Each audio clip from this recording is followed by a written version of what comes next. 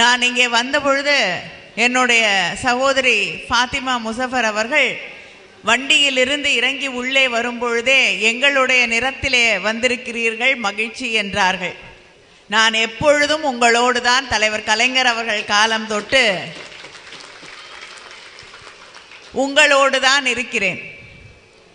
தலைவர் கலைஞராக இருக்கட்டும், நம்முடைய இன்றைய முதலமைச்சர் அண்ணன் தளபதியாக இருக்கட்டும், உடை எந்த உடையாக இருந்தாலும் மனம் உங்களோடு தான் இருக்கிறது. இந்த நேரத்திலே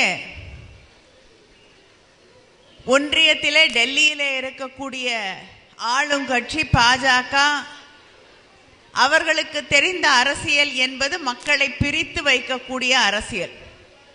மக்களை மொழியால், மதத்தால், ஜாதியால், ஆண் பெண் என்ற அந்த வித்தியாசங்களை கொண்டு வந்து புகுத்தி இப்படி எந்தெந்த வகையிலே மக்களை, மனிதர்களை பிரிக்க முடியுமோ அதையெல்லாம் தொடர்ந்து செய்து கொண்டிருக்கக்கூடிய ஒரு ஆட்சிதான் ஒன்றியத்திலே நடைபெற்று கொண்டிருக்கக்கூடிய பாஜக என்றால் அது மிக இல்லை.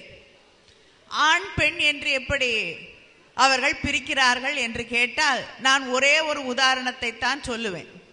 முத்தலாக், அதை எதிர்த்து பிஜேபி ஒரு மசோதாவை கொண்டு வருகிறது. முத்தலாக்கை இஸ்லாம் ஏற்றுக்கொள்ளவில்லை, அது எல்லோரும் அறிந்த ஒன்றுதான்.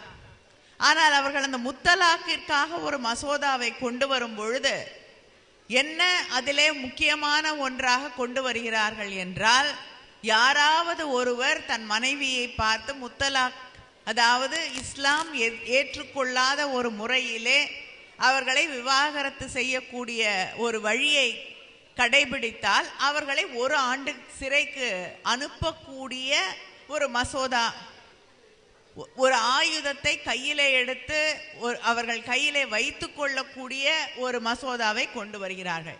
நான் நாடாளுமன்றத்தில் பேசும் பொழுது கேட்டேன், இந்த மசோதாவில் மட்டும் ஏன் இப்படிப்பட்ட ஒரு சட்டம் கொண்டு வரப்படுகிறது என்று. அப்பொழுது எதிரிலே இருந்த அமைச்சர் எழுந்து கேட்டார், ஏன் உங்களுக்கு இஸ்லாமிய பெண்கள் மீது அக்கறை இல்லையா என்று.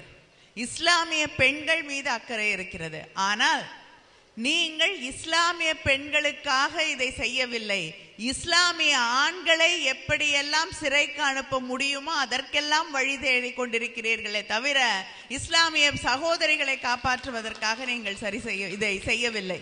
ஏனென்றால் கிறிஸ்தவர் தன்னுடைய குடும்பத்தை விட்டு விலகினால் அவங்களுக்கு 1 ஆண்டு சிறை தண்டனை கிடையாது.